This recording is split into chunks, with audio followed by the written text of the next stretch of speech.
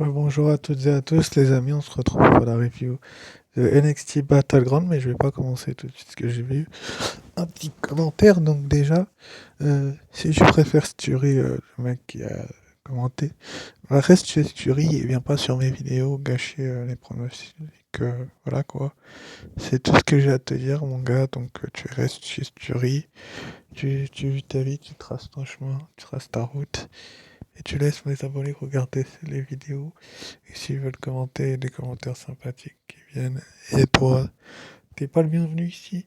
On m'entend mal, on m'entend bien, je m'en fous. En fait, je m'en fous de ton avis, clairement. Donc va chez Sturi et fais-moi la paix. Enfin bref, c'était une petite mise au point donc pour démarrer le show. On a eu Tyler Bate contre Wesley et contre Joe Katie pour le titre nord-américain dans un combat triple menace. Excusez-moi, qui a été très bon. Euh, Il a été vraiment bon. Et donc finalement, après, avec son Scorpion Kick, Wesley va réussir à conserver son titre nord-américain et à prouver tout simplement qu'il fait partie des meilleurs talents actuellement à la NXT, même si je pense qu'il y a encore du progrès pour être montré à l'échelon au-dessus.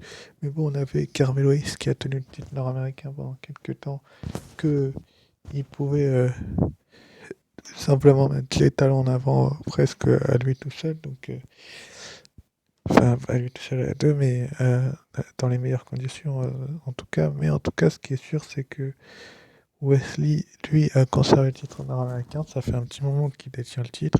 Et c'est plutôt une bonne chose. Donc ensuite, après, on a eu Noam Dar qui a défendu son Heritage Cup contre Dragon Lee. Donc Dragon Lee qui a déjà échoué lors du dernier PPR, a récupéré le titre du moins des mains pardon, de Wesley. Est-ce que Dragon Lee est pas fait tout simplement pour être dans les meilleurs talents en pay-per-view? Je sais pas. Je me pose la question des fois. Je me demande comment Dragon Lee fait pour être parmi les meilleurs euh, à NXT, dans les weekly, en tout cas dans les shows NXT, et pas en pay-per-view. Bah, je pense que la réponse, elle est claire et elle est nette. Donc,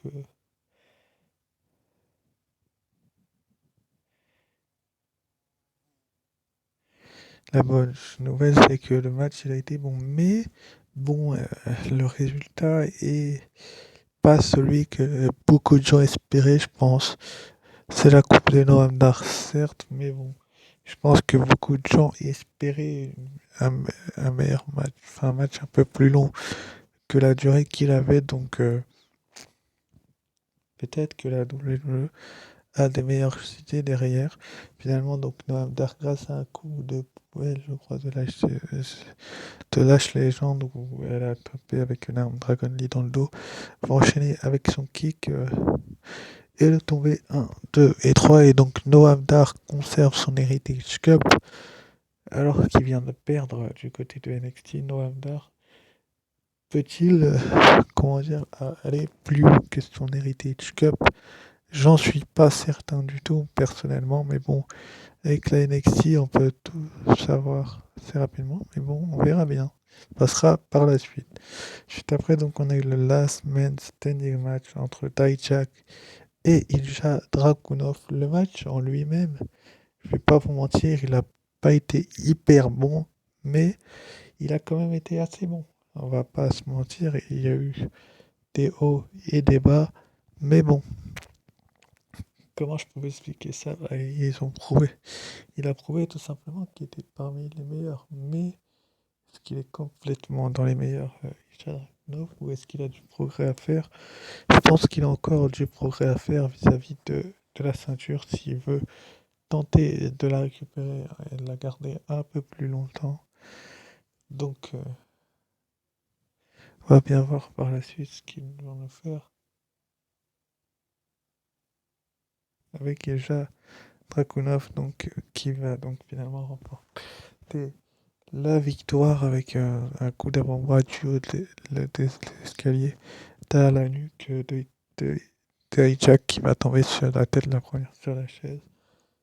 Enfin, la nuque, mais en tout cas, c'est plutôt une bonne chose que Dijak. soit sur les devants de la scène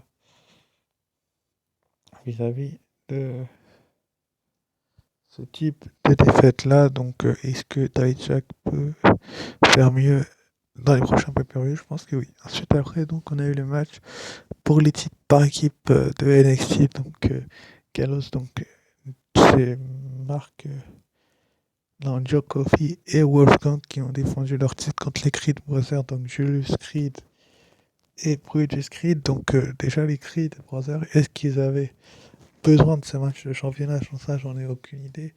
Personnellement, j'aurais mis une autre équipe, mais bon, avec la WWE, et surtout du côté de NXT, ils veulent faire des gros matchs. Donc, Calus contre les Creed Brothers, c'était peut-être l'une des meilleures affiches qu'ils pouvaient nous proposer. Donc, je vais pas me plaindre, mais bon, si tu mets l'équipe de Gallus contre Sami Zayn et Kevin Owens, ça peut être un sacré match, mais bon, pour le moment, ils sont champions par équipe de la NXT. Ils règnent, ils dominent, et c'est plutôt une bonne chose que ce soit le cas, même si du côté de NXT, bah, ils pourraient faire en sorte de mettre d'autres équipes que les Creed Brothers ou les 6. Mais bon, finalement, donc Gallows va remporter le match avec une intervention, bien évidemment, de Havarain qui va projeter Ivy Nile dans le poteau. Ce qui va distraire, je crois que c'était Brutus Creed sur le ring de Julius, je sais plus, qui va se prendre le finisher des champions par équipe qui vont donc parvenir à conserver leur titre. Donc Gallus, qui sont les Irlandais, qui continuent à dominer. Est-ce que ça peut être une bonne chose par la suite? On verra bien. Ensuite, après, donc, on a eu la finale du tournoi pour couronner la nouvelle championne NXT féminine entre Lyra Valkyria et Tiffany Stratton. Le match en lui-même, il a été vraiment d'une beauté. Je pense que niveau féminin, on a été servi ce week-end, que ce soit du côté de NXT Battleground ou des Night Out Champions, ou pour ceux qui suivent la EW, bah, je ne vous spoilerai pas, parce que j'ai des personnes que je connais qui font des reviews, donc vous allez les voir, mais on a eu des très bons matchs vis-à-vis de la division féminine, que ce soit la W, que ce soit NXT, Raw, SmackDown, enfin bref, enfin pas SmackDown, parce que Rhea Ripley a squash Natalia, mais côté de Raw, du titre de Raw et de la NXT, on a eu vraiment des bons matchs. Donc, Lyra Valkyria, Tiffany Stratton, donc Tiffany Stratton qui va faire son, son, euh, son espèce de samoan drop avec la galipette, et puis elle va enchaîner ensuite avec un moonsault du haut de la troisième corde, donc le moonsault parfaitement exécuté.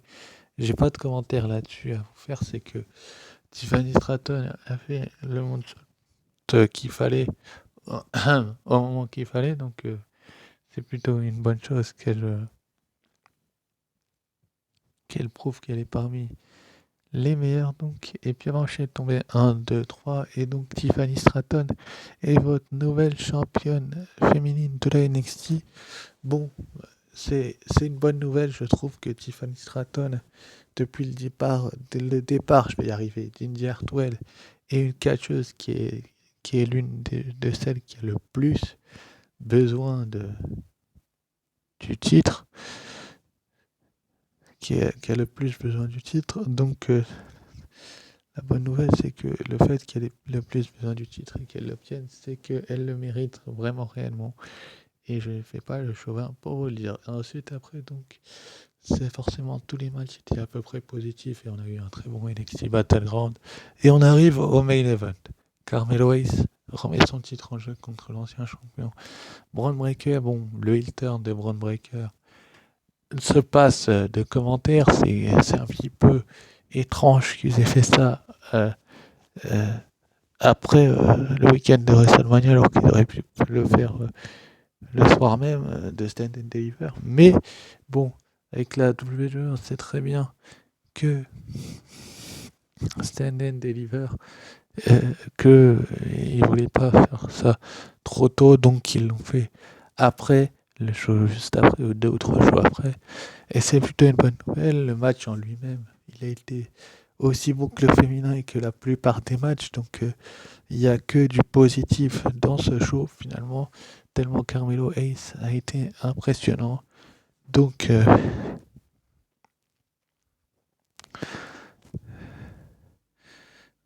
Carmelo Hayes finalement va réussir à faire son saut. Ça va être de la cuisse du haut de la troisième corde à conserver son titre. Bon, vous allez me dire, c'est logique qu'il vient de le gagner. Oui, c'est tout à fait logique que Carmelo Hayes conserve le titre, il vient de le remporter. Et en plus, ils n'allaient pas le redonner à l'ancien détenteur de la ceinture en la personne de Bron Breakker, alors qu'ils savent très bien que Carmelo Hayes est une valeur sûre, l'une des meilleures stars en tant que face. Donc, il a battu en plus Grayson Waller pour sa première défense de titre. Pour la seconde, il va prendre Breakker et il prouve tout simplement qu'il fait partie des tout meilleurs actuellement du côté de la NXT. Et je trouve ça plutôt que c'est plutôt une bonne chose que la WWE nous fasse en sorte que Carmelo Hayes